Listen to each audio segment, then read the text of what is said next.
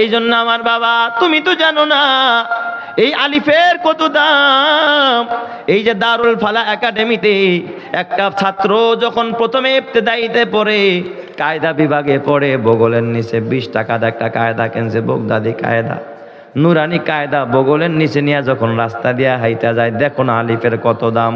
যে আলিফের মধ্যে আল্লাহ আসমান জমিনের সব এলেম ঢুকাইল, এই আলিফওয়ালা একটা কায়দা নিয়ে যখন একটা বাচ্চা রাস্তা দিয়ে হাইটা যায়, আল্লাহ তারা ডাক দিয়া কয়, ফেরেশতারা, এক দেশের মন্ত্রী, এক দেশের এমপি, এক দেশের প্রধানমন্ত্রী আরেক দেশে গেলে তার লাল গালিচার সংবর্ধনা দেওয়া হয়।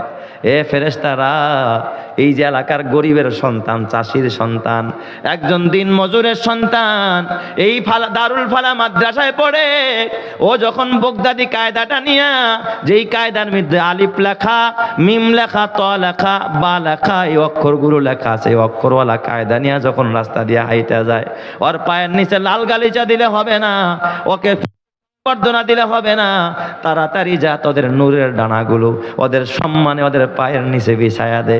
ওরা জুতা সহ, কাদা সহ, ধুলা বালু সহ তোদের নূরের ডানার উপর দিয়া পাড়ায় যদি হাইটা যায়, তোদের ফেরেশতাদের জন্মটা সার্থক হয়ে যাবে। চিৎকার মেরে কন্যা আল্লাহু আকবার। আরো জোরে বলেন আল্লাহু আকবার। তাহলে বলেন, এই আলিফওয়ালা, এই আলিফ লাম মিম ত জা যারা শিখে তাদের দাম কম না বেশি? এই মিয়া, আপনার কাছে তো টাইয়ের মর্যাদা ঢুকছে, যদি টাই পরা থাকে স্যার কয়া উল পান্না কয় স্যার, কি কয় টাই পরা দেখলে কি কয়া ডাকে স্যার। আমি একদিন পল্লবী থেকে মতিঝিলের এক গাড়ি তুলছি বাসে, আর কি অনেকদিন আগের কথা। তো আমার পাশে মতিঝিলে একটা ব্যাংকের সিকিউরিটি গার্ড আর কি, ও বসছে আমার পাশের সিটে।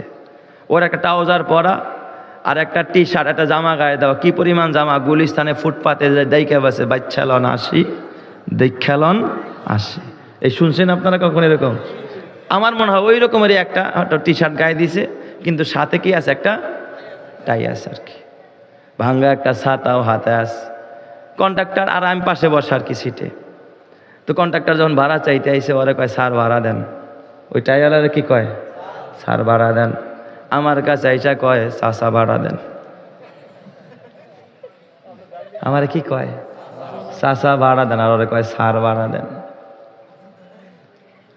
টাইয়ের দাম যদি তোর কাছে এত হয়ে যায়, প্যান্ট শার্টের টাইয়ের মূল্য যদি এত হয়, আলেম ওলামার লেবাস যদি ভালো না লাগে, মরার আগে পরিবারকে ওসিয়ত করে যাবে, আমি মরে গেলে আমারে ওই আলেম ওলামার সাদা কাপড়ে পোড়াবি না, প্যান্ট শার্ট আর টাই পরে আমারে কবরে রাখিস। বাপের বেটা হইলে বুকে সাহস থাকলে প্যান্ট শার্ট আর টাই নিয়ে খোদার কবরে যায় দেখিস, পাছায় চামড়া থাকবে না। ঠিক না বেঠিক? যারা কয় মরবা তখন মোল্লা গো, কাপড় ছাড়া কোনো উপায়, কথা কয় না। অধ্যাপক সাপ সেও কি মোল্লা গো কাপড় পরা লাগবো কিনা? হ্যাঁ, ওসি সাপ সে মনে হয় প্যান্ট শার্ট টাই পরা কবরে যাইব। ডিসি সাপ, ইউনো সাপ, এমপি সাপ, সব মোল্লা গো কাপড় পরব। তাহলে বাইচা থাকলে কেন পারো না? কপাল লাগে বাবা, কপাল। এক বাবার দুই সন্তান, বেজার হয়েন না। একটা ভার্সিটিতে পড়ে আর একটা মাদ্রাসায়। যেই সন্তানটা ভার্সিটিতে পড়ে দেখবেন বাবা কি করে জানেননি, ওরে পালসার গাড়ি কিনা দেয়। কি গাড়ি? নর্মাল হুন্ডাও না, কি হুন্ডা? পালসার হুন্ডা কিনা দেয় বাবা। ওর পিছে মাসে 30-40 হাজার টাকার তেল খরচ দেয়। এরপর ওর কোচিং ফি, এই ফি সেই ফির নামে, সেমিস্টার ফির নামে হাজার হাজার টাকা বাবা নষ্ট করে, আছে না নাই? ওই পোলায় যদি আইসা কয় আব্বা আমার এই সামনের সেমিস্টার ফি দেওয়া লাগবো, 20,000 টাকা লাগবো, কয় বাবা তা ঘরে তো টাকা নাই, কিস্তি উঠাইয়া দিতেছি। কি উঠাইয়া টাকা দেয়? কিস্তি আইন না, তারপরে পোলারে টাকা দেয়। আর যেই পোলাটা মাদ্রাসায় পড়ে, ওর বেতন মাসে 200 টাকা। বেতন কত? 200 টাকা। হুজুরে কইছে তোমার বাবারে গিয়া বলবা মাস শেষ হয়ে গেছে, টাকা বেতন দিতে বলছে। রাগে টেকতারে না, হুজুরের কি মিয়া সাহেবের গলা হয়ে গেছে নাকি? আমরা কি ঘর বাড়ি ভেঙে গেছি গা নাকি? হ্যাঁ, মাস শেষ হইতে না হইতে খালি হাসায়। ঠিক বললাম না বেঠিক বললাম? কিন্তু আমার বাবা, তুমি তো জানো না, যেই ছেলেটায় মাদ্রাসায় পড়ে, আরেকটা ছেলে ভার্সিটিতে পড়ে, কিন্তু রাস্তায় চলার পথে যদি গাড়ি অ্যাক্সিডেন্ট করে দোনোটা ছেলে মারা যায়, যেই ছেলেটাই মাদ্রাসায় পড়ে ওর ব্যাপারে কি হল বলবে জানেননি? আকাশের মধ্যে ঘোষণা হবে অমুক আল্লাহর ওলি মারা গেছে। সুবহানাল্লাহ জোরে কোন সবাই।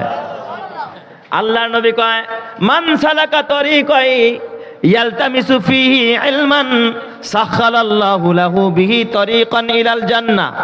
আজকের অতিথি আমাদের মাঝে আসছে, আপনারা খুশি না বেজার?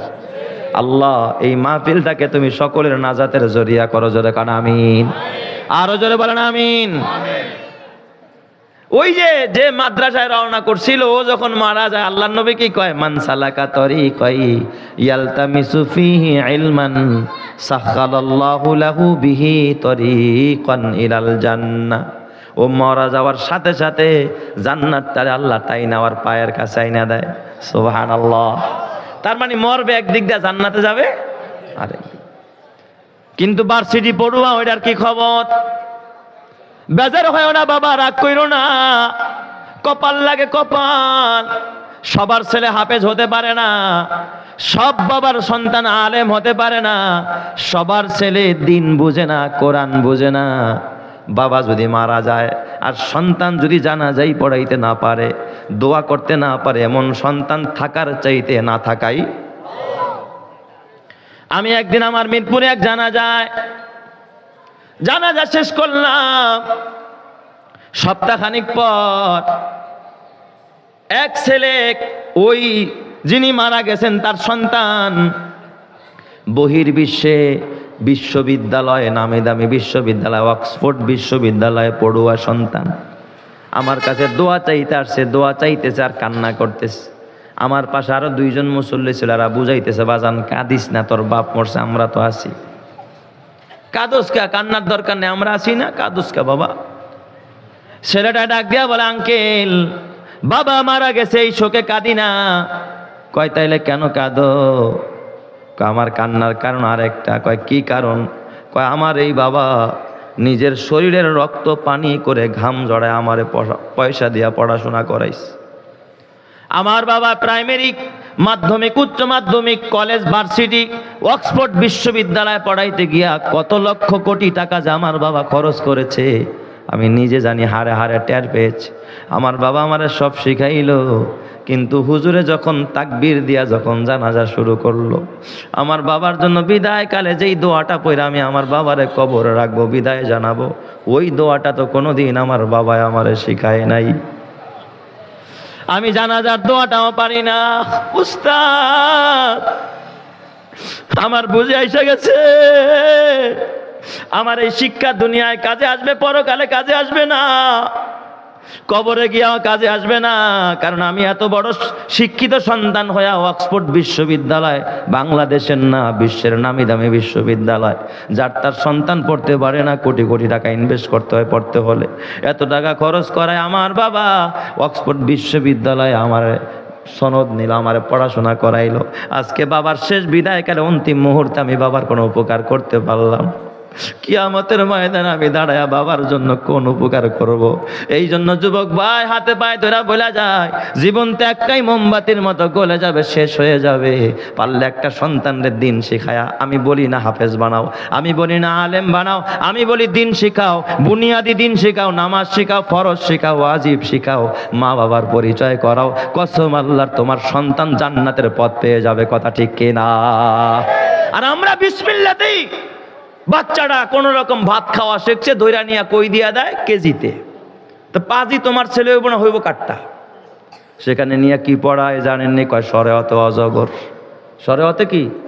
অজগর। অজগরের লগে পরিচয় করায় দিছে, এই জন্য চরিত্রটাও অজগরের মতো হয়। শরেয়াতে আপা, বেজার হয়েন না, শরেয়াতে কি? আপা। এই জন্য আপার লগে প্রেমটা ভালো বুঝে। রস্যইতে ইঁদুর, ইঁদুরে ধান চুরি করে, গম চুরি করে, যেন চুরিটা ভালো শেখে।